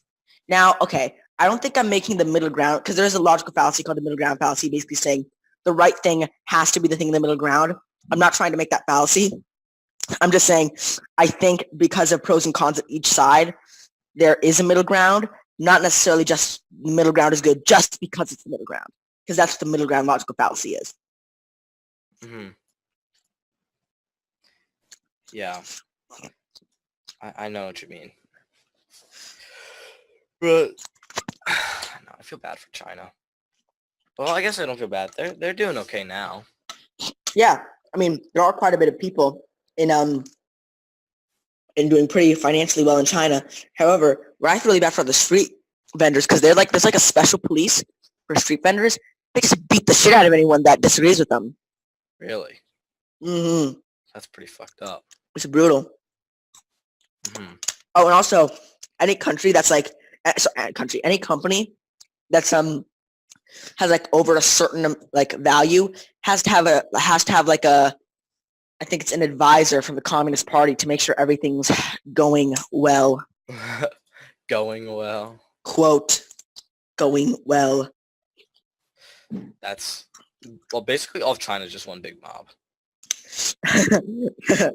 It's basically the mafia. Hmm. Pretty much. I mean, I don't know what else you'd call it. Mm. Man, I feel bad for them, man. I would not want to live in China. Only because like at least Japan seems like it has a lot of culture. China just seems like it's very blah. I feel like living in China can be very nice if you have enough a good amount of money. But the problem with China is that which a lot of Chinese people do have now because of a great growth in their GDP and their GDP per capita by consequence. However, I think something that is to be noted is that the internet is extremely limited there. Yeah, I think I always forget that. There's a massive Chinese firewall. Hmm. the great firewall of China. The Great Firewall of China is enormous. Yeah, that sucks. Internet's awesome. Yeah, People be hating on the internet, man. I know. This is one of my biggest. I could talk about this for hours. My pet peeve, one of my biggest pet peeves is not even a pet peeve. One of the biggest things that irritates me no end is when people are like, "Why are you going on the internet, Billy? Why don't you just read a book?" It's like, shut the hell up, all right? You ignoramus. Listen, Dwight, you ignorant slut. Dwight, you ignorant slut. For you four people that haven't watched The Office, that was from there. But well, it's funny because that would be a joke if we had more than 4 viewers, but we probably have 1 person watching right now. Mhm. Most of the people that watch the show watch afterwards. I think I don't know, could be wrong, but I'm like 98% sure. Mhm. So yeah, what was I saying before I went on that weird Talking about tangent? The internet pet peeve. Right. Oh my God, it's not even a pet peeve like I was saying. It's infuriating. The Alright. fact that people, they're like, just go read a book, Johnny. It's like, oh my God. Okay, I'm sorry, but how can a book, a singular, limited, very limited piece of paper with words that are limited to a finite number of pages? What? Hmm. What is this primitive BS compared to the collective human, the collection of human knowledge? When people think of a book, they think of literature and amazing. That's not all books. There's some pretty shitty books out there. There are some storybooks. 50 Shades of Grey was basically, oh God, I feel like I'm gonna. it was basically just, oh man, I feel like I'm gonna. Porn. Regret saying this. It's Pornhub before Pornhub. It was Pornhub in book form, basically. Mhm. I mean, it's not Why do you literature. think so many old white women like reading it, Neil? Yeah, Johnny, you better not be going on Pornhub. Let me just read 50 Shades of Grey in the bathtub. Yeah. Let me But- get back to Jon Snow. Oh my God. But so yeah, so it ended up. So I think that we tend to demonize as a society, A, anything that's new, and B, especially different sources of media. Let me elaborate on that. So we tend to demonize any new source of media. Like, for example, when books first came out, they were heavily scrutinized. Like, and this is a long time ago. When the written word was invented and was mainstreamed in schools, A famous philosopher said that the written word makes our children's minds lazy and undisciplined, for they can just read anything and they won't have to go through the art of memorization. Mhm. And it's just like, what? This is, now people are telling you must read the written word. Mhm. And the written word is awesome. That person was so wrong. Written word is the best. The spread of information. Yeah. The best invention of our time, people seem to think it's the internet. I would say the second or third. But the best, I think, has got to be the spread of knowledge, written word. Because you go on the internet, what are you reading? Words. Yeah, there are videos too, but videos cannot compare to Wikipedia, which are words. And for you people who say, I can't use Wikipedia as a source, those people are too lazy to scroll down to the bottom where they link their 102 sources for every single page. Yes.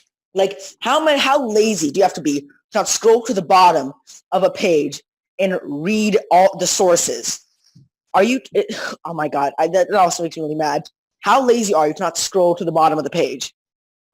Anyways, but, so, yeah, the internet, and yes, you can do, people love to point this out when I say this, but you can't do productive things on the internet. You can watch stupid things like, well, what do you define as productive?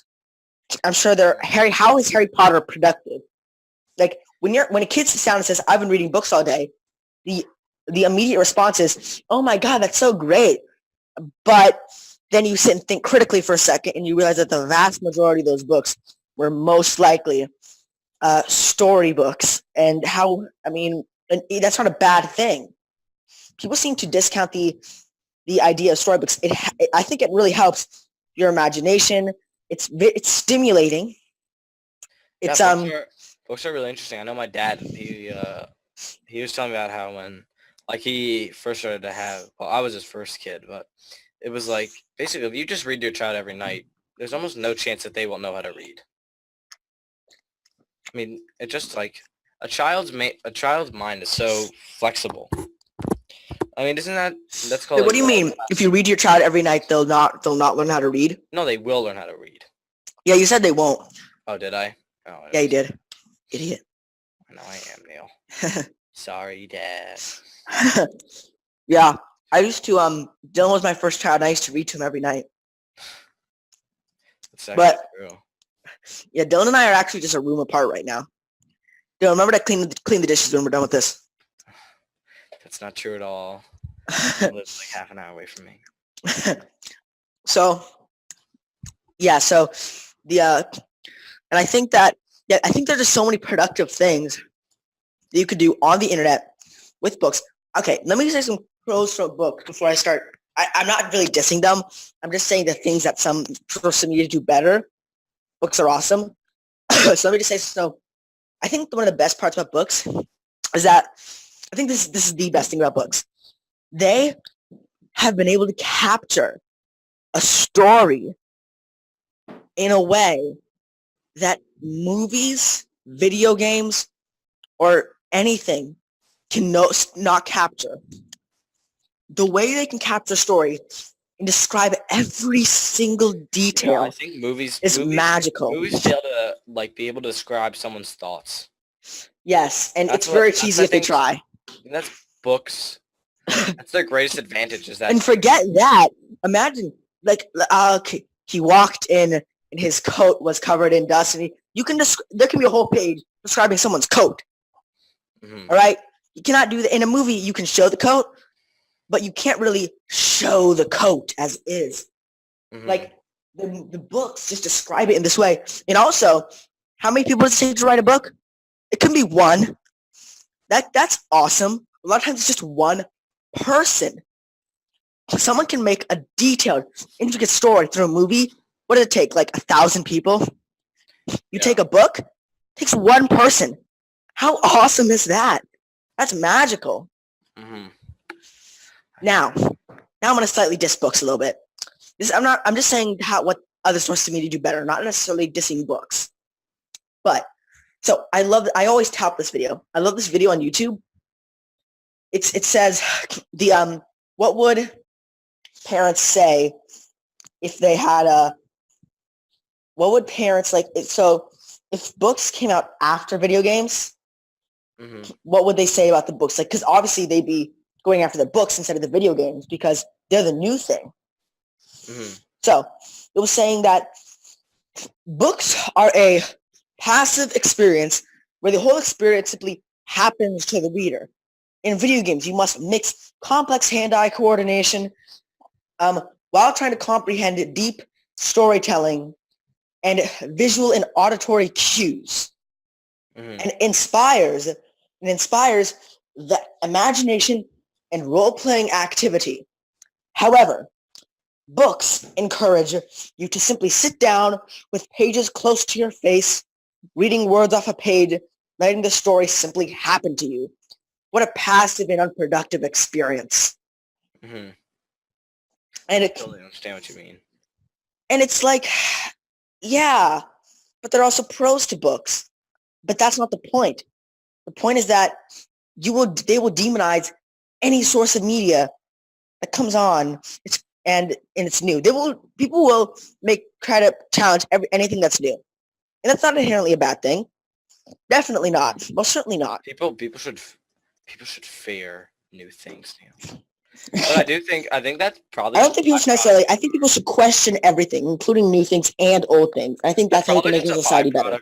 That's probably just a byproduct of evolution. Is like, I mean, things that tend to be new tend to be, kill you. It's like Yeah, it's like better to be that's safe than evolution. sorry. Like you Yeah. see a spider, the chances that that spider is poisonous is low, but why take the risk? It's not Yeah, like you're why take the gaining risk? anything. Well, I mean, people don't understand that you're gaining something from books or video games. Yeah. It's just like, oh, it's scary. Don't touch it. It Yeah, has a possibility to be scary. and we as a species have moved past that point, but our evolution is struggling to keep up with that. Hmm. So we must evolve as a society. Yes, we shall. We shall fight. We should and we shall. Hmm. Just because people need to get the fuck over being little bitches. People, I mean, it's true though. People just whine about video games. That's like, I know. like especially at our school. I mean, it's not saying that the parents. I mean, I understand. It's an actual. We go to a Sudbury school, by the way, which is a democratic school. It's a People are voluntary. free. It's a fear a lot of people have, and I'm not blaming them for having that fear, but I just think like, you just have to see the facts and the science and people get over it.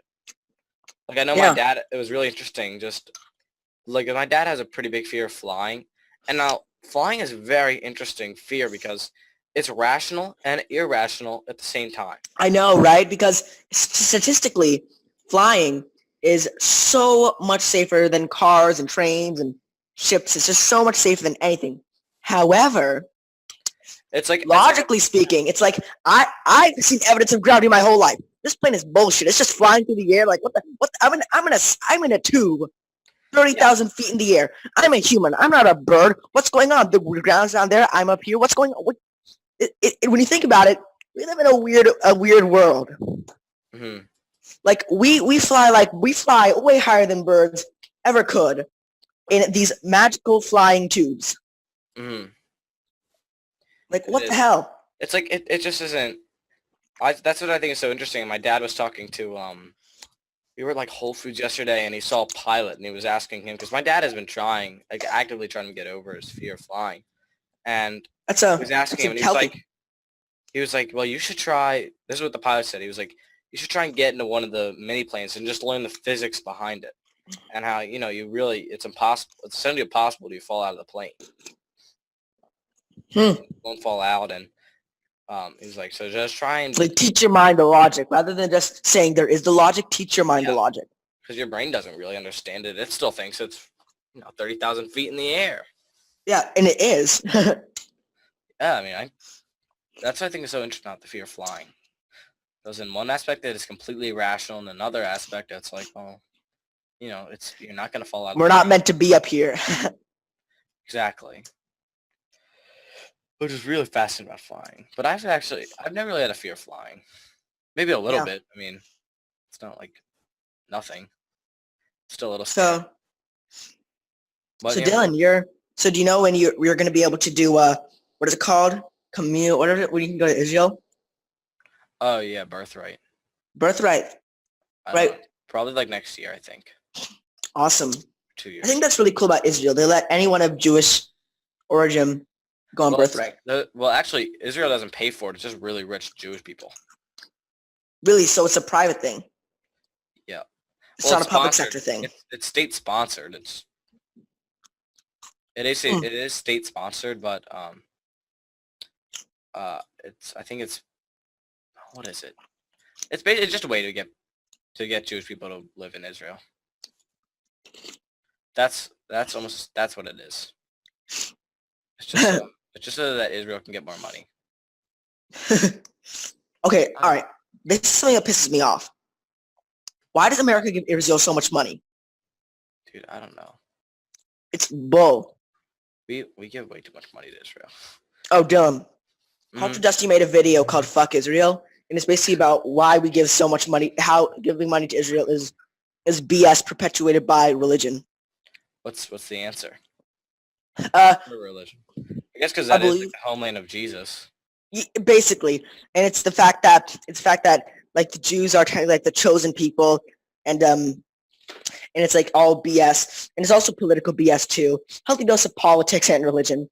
And so College Dusty, if you guys don't know, he's a YouTuber that I really like, and he does videos on politics to a lesser extent and religion. I really like him, and he made a video called "Fuck Israel." He's of course to an extent hyperbolic, Hmm. but it's you have to be on YouTube to get views. Yes. And be entertaining. Being hyperbolic is like the cornerstone of entertainment.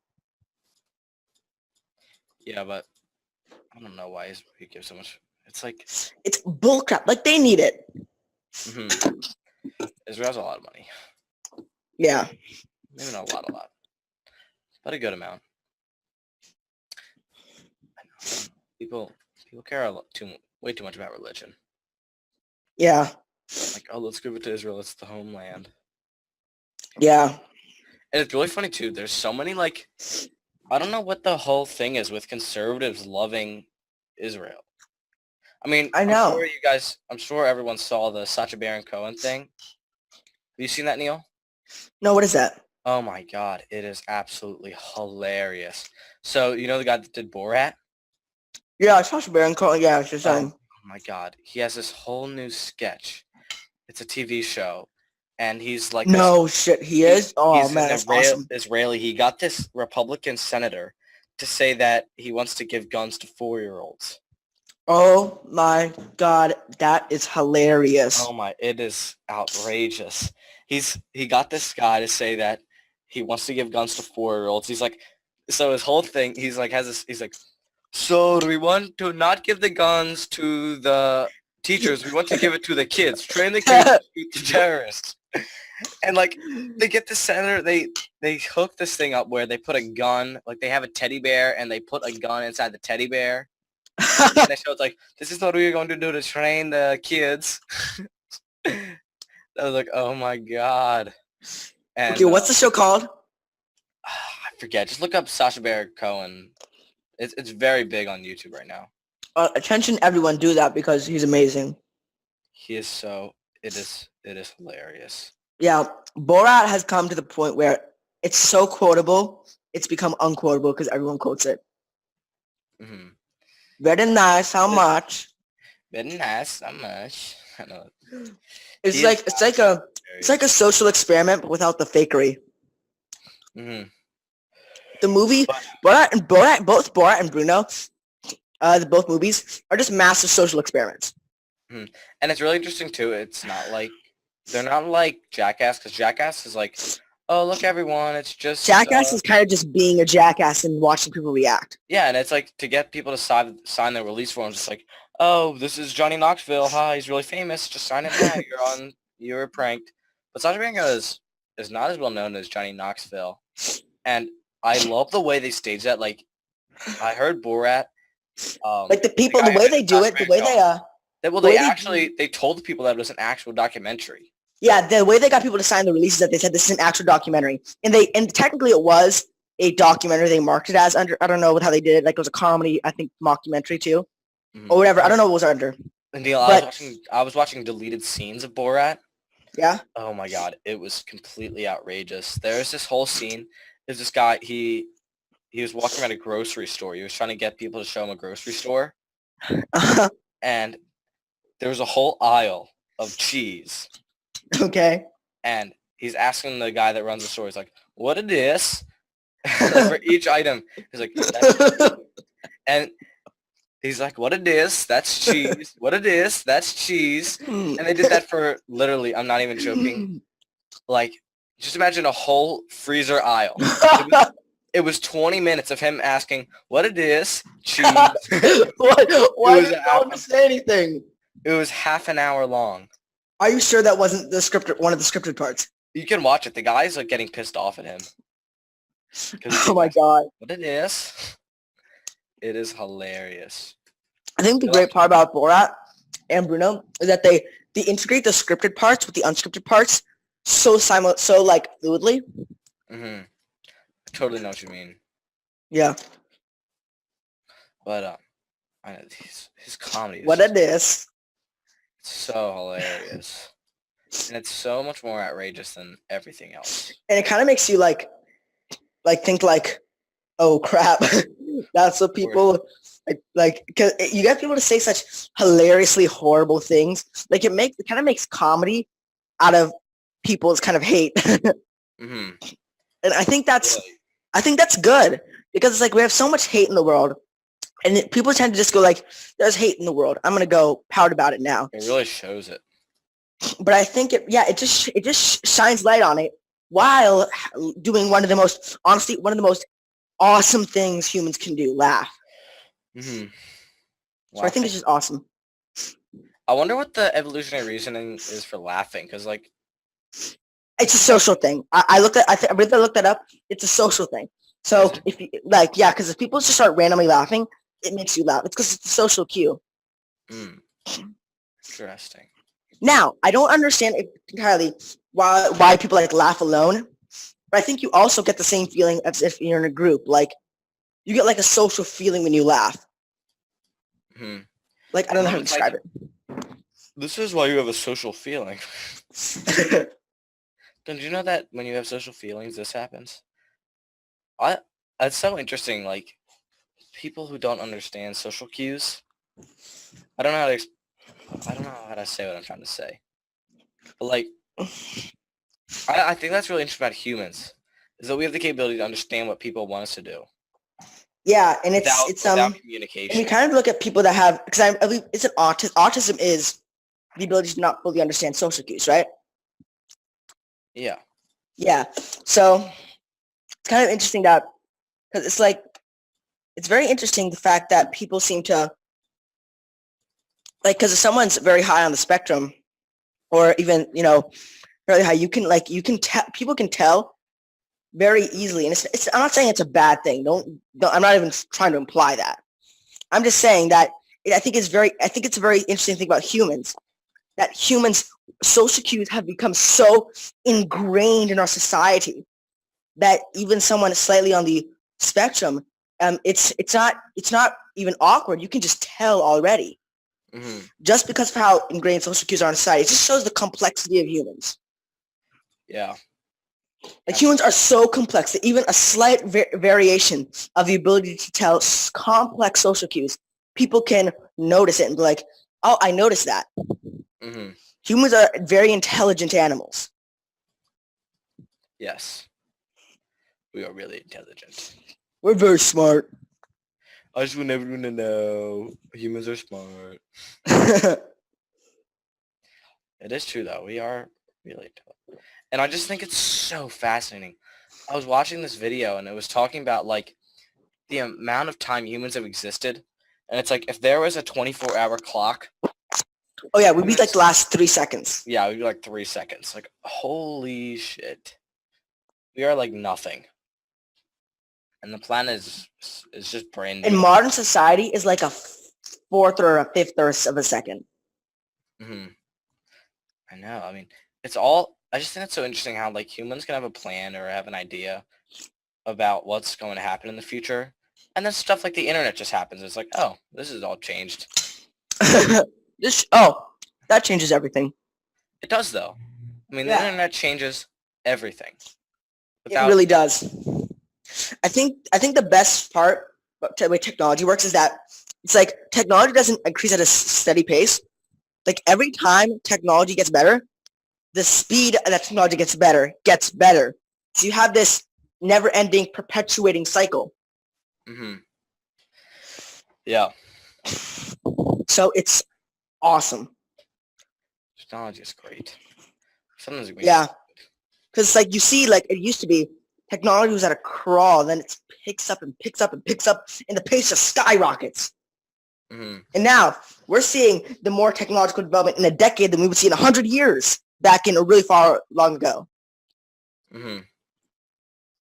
I know what you mean. Like, I just love how I thought it was so fascinating. So, me and Neil, we live kind of close to Philadelphia, and Philadelphia Art Museum is really fascinating to go into. And I was looking at, like, they have this whole exhibit about, like, armor, like ancient armor and like swords and stuff, and it was like 1,000-year difference between this one sword and the other sword, and it was only like essentially a minute difference in the technology. And it's like 1,000 years ago from now to 1,000 years now is like tremendous. Even 200 years to 200 years ago is just And tremendous. a decade ago, technology was so different. Absolutely. It's like not even comparable. I don't think the internet. When did the internet? Because even when the internet was made, it still wasn't anything compared to how it is now. No, not YouTube was made in 2005, right? even. And even when it came out, it was still a dating website. Mm-hmm. It took like a little while for it to come into its own. But Dylan, when you and I were born, it was before YouTube existed. No, that's crazy. It's so hard to imagine my life without the huge knowledge banks, entertainment banks, and just general anything cache of knowledge and entertainment and anything on YouTube. Mm-hmm. I don't really know. YouTube just has so much. It has a vast Array of content. Yeah, I mean, you can find literally anything. Yeah. You can learn so much from That YouTube. was all put there, Dylan. That was all put there. That was all put there before we were after we were born. Mm-hmm. Think about that. Anything that you watch on YouTube, anything, no matter how weird it looks or how old it was, that was made before you were born. No matter what. Anything on YouTube was made before you were born. Sorry, after. Anything on YouTube. That vast wealth was created like while I was alive. Yeah, all of that wealth of content and knowledge and entertainment was created before, after we're already existing. And Dylan and I'm only 15, he's only 16. Yeah, it doesn't take long. Yeah. How old is it now? 13 years old? That's just crazy. Yeah. I mean, and just imagine how primitive books were 13 years after they were created. Like, just imagine technology. But seriously, though, I mean, like, for the original printing press, do every single sheet by hand and put in all the letters by hand. Like, it's not like much changed after that for 13 years. I mean, it took a long time. Yeah, I mean, you're right. Till we actually got a print. Like, I wonder what it's going to be like 100 years from now. I mean, just knowing how powerful the internet is already. If we survive. Yeah, if we survive. Yeah, That's the thing scary about the future. Because as technology progresses, we're seeing global carbon emissions and greenhouse gases also progress. And global warming is getting really, really bad. And we're just fucking up, man. Yeah, it's coming soon. This place is going to get pretty bad. So we kind of need to evacuate Earth, to be honest. Like, that'd be cool. Just, not like everyone, because that's not going to work, but like enough people to have a viable population. I just think it's so cool. Like, I was talking to my dad, and like, it's crazy that in his lifetime, there's a relatively high chance that there would be people permanently living on Mars. Yeah, I mean, almost certainly in my lifetime, and almost pretty certain in his lifetime too. yeah, and if it isn't within you and I, our lifetime, Dylan, we might be fucked as a species. Oh yeah, almost certainly. Yeah, But but you know what? We had a good run. I think what's gonna happen is people. I think the big businessmen are gonna figure out that they're gonna stop making money if the Earth doesn't exist. So they might as well figure out a way for us to get off of here. Yeah, You know what I mean? who knows? Maybe that's what Elon Musk Like is a- getting at with SpaceX. Yes. Maybe he does. Maybe he isn't just into the idea, or maybe he just the only reason maybe SpaceX actually isn't profitable at all, and he just fakes the money. And the only reason he's into SpaceX is because he wants to make Teslas on the moon. That's what I think is funny is like I just thought about this now. The whole problem with like the idea like the what is it called? I can't think of what the hell is this? What's that? It's a very cult classic movie, and they just rebooted it. I don't know. I can't think of it. It. No. No. Never mind, I can't think of it. But it's like a whole space movie. I'm really pissed myself. I can't think about it. It's a whole space movie. Alien. No, but it's tied to Alien. What are you talking about? Oh, God, I can't think of it. I guess it kind of could be like Alien. But like these big companies where all the poor people just die and live on Earth. It's like, you know, if all the poor people die on Earth, the rich people aren't gonna have anything to sell to people, or are gonna have anything to just make money from. It's like, I don't think rich people want that because then they make no more Well, all money. of them could consume from each other, couldn't they? I guess so, but the top 1% of all people, they're not gonna be making Well, much money. you wouldn't be making as much, right? I guess that means, well, at some point they probably just have to cut their, this is assuming we live in like a complete oligarchy, which we do to some extent, but not completely. Now, if, I mean, there comes a point where the rich people are just going to have to cut their losses and stop spending so much money to bring people into space. Hmm. Like, cut their losses and be like, well, it's going to be spending even more money if we get anybody else off of Earth. Well, I'll be curious how if humans survive or not. Yeah, unfortunately, we probably won't. It'll be really interesting if maybe somehow they were like another group. I think we're going to be around at least till the 2100s. I think we'll be around at least till the 2100s. You think? I mean, I think so. I think it's going to be a lot different. There's going to be a bunch of stuff going on. But I think we'll make it. I mean, war is at an all-time low because, I mean, people see this a lot of this in the news, but an all-time low historically comparing to historical events because of nuclear weapons, Mhm.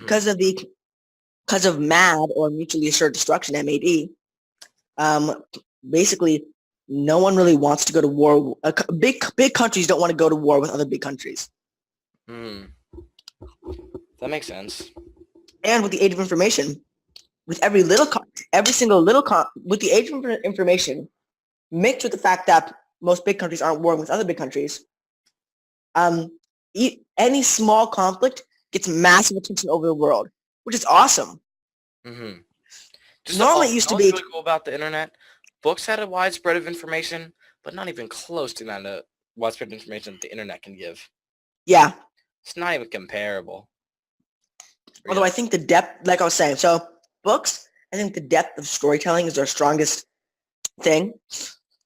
Movies and television, I think it's the fact of visual storytelling is their strongest thing, and it makes you feel really immersed. Mhm.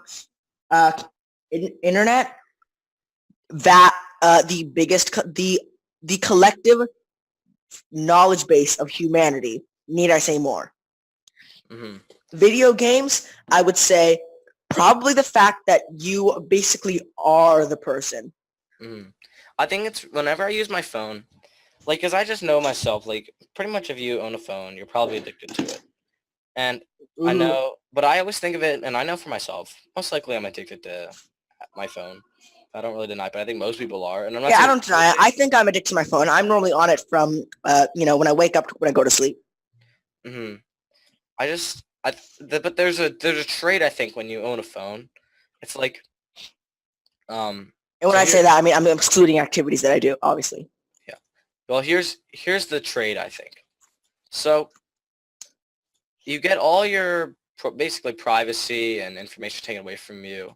What you would think instantly is like, oh, well, I'm never making a trade where there's any upside to that at all. But it's like the upside is essentially all of human information from all time.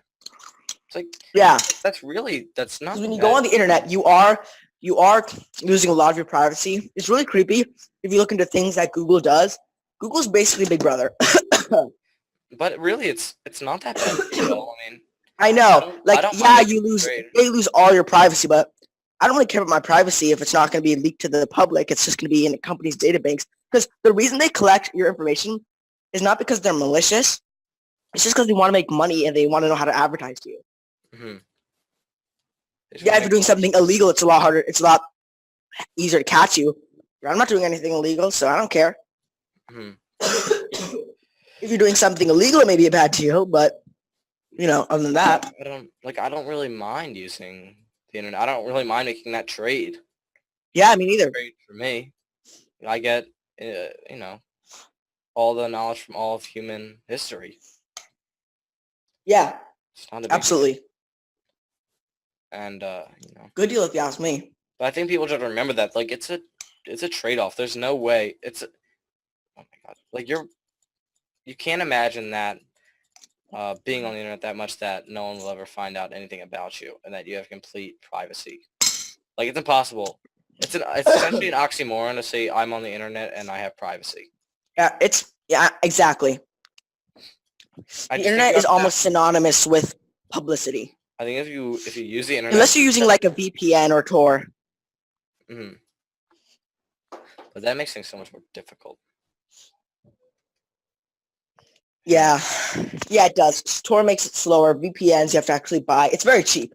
But if you're gonna do illegal stuff, use Tor or use a VPN. Use a VPN if you're Wasn't Tor created by the government? Yes, it was created by the Air Force. So all right, I'm gonna quickly say this because we're probably closing statements now. But so Tor was created by the Air Force to basically be, and I think also CIA, to have kind of like, it was basically so they could monitor things on the internet and communicate completely anonymously. But the problem is that they would know that like the way Tor works is like the .onion websites, like websites of Tor. I'm probably butchering this, but I'm trying to generalize here. The Onion's like the dark web, isn't it? No, the .onion websites are like websites hosted from servers that are used Tor to broadcast. So, but yes, it is kind of. I don't think I have time to get into the deep web. We should do that sometime though. But The so intellectual dark web. so we have so the problem was that anybody who was using this .onion stuff, or you could tell that their IP address was being bounced off a bunch of things, could instantly know that they were part of the CIA because they're the only ones using it, right? So to make it secure, they had to make it completely open source and open to everyone. So that's pretty interesting. Yes, it is. Like, I know a lot of people like to diss the military, like we spend too much on it, but the military does some very useful things. Tor has been used by people in North Korea in places where the internet is censored to like speak out to journalists. That is really fascinating. I didn't know that they did that. Yeah. Tor is awesome. And the thing is, I mean, there are bad things like, the dark web, but other than that, I mean, you have this just awesome stuff. Like, you get complete anonymity is really cool. And it's just fascinating how it was made because the Air Force and I don't know if it's Air Force too, but yeah, the CIA, and they had to have other people using it. So basically they could blend into the crowd. So it's very interesting. Definitely. So should we move into closing statements now? Sure. Yeah, because we have like 4 minutes left. And my phone's about to die. So Dylan, do you want to just say yours really quick? Yeah, I mean, I just wanted to say that I think this episode was really interesting, even though it wasn't like one of our typical episodes, just because I think it's just awesome how, like we were talking about a lot about the internet and the freedom of information, just how these podcasts can share a lot of information. Yeah, definitely. I think mine would be, I just want to say something very blanket, like a very blank statement. Humanity does a lot of screwed up stuff. Humanity does so much messed up stuff. Humanity can be really, really messed up. But humanity is also pretty awesome. I guess that's just it I want to do, because I don't know. I just like that statement. But anyway, so thank you everyone for watching. I believe we'll see you next week. So thank you. Actually, let me turn on I haven't turned on my video for a while, because I've been doing stuff, but I'll turn on my video for now. All right, so thank you for watching, everyone, and hopefully next time I'll actually be on video. So thank you for watching Youth Unstructured to the World, and we'll see you next time. All right, bye. Bye.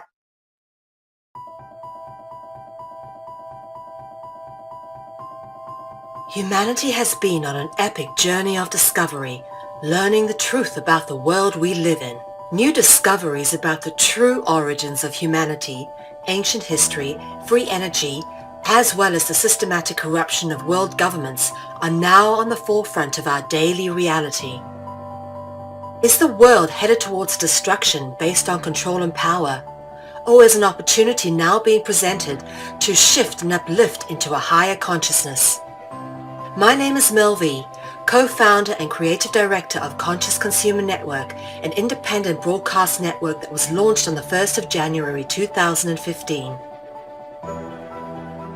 In the last 3 years, Conscious Consumer Network has broadcast over 2,800 shows in multiple languages, featuring guests from across the world, whilst creating media that is aimed at the creation of a free, fair, peaceful, just, sustainable world. Conscious Consumer Network provides full training and an interactive support network for all broadcasters, and we are always looking for inspiring and educational content. Hi, this is Lainey Liberty. And this is Miro Siegel. In 2018, Conscious Consumer Network has expanded to multiple broadcast locations, increasing our availability and reach across the world, remaining on the cutting edge of independent media. If we wish to create a better world, we must first create better media, geared towards real education instead of indoctrination. You guys really are what changing the world is going to be about. It's educating kids at a grassroots level. Having become a pillar of stability in the turbulent world of independent media, we have even more going on in 2018. Conscious Consumer Network is a publicly funded network, and we rely on all of you to keep us on the air. Show your support for independent media by donating to our 2018 Network Support Fund. Dare to seek a better world. Support independent media.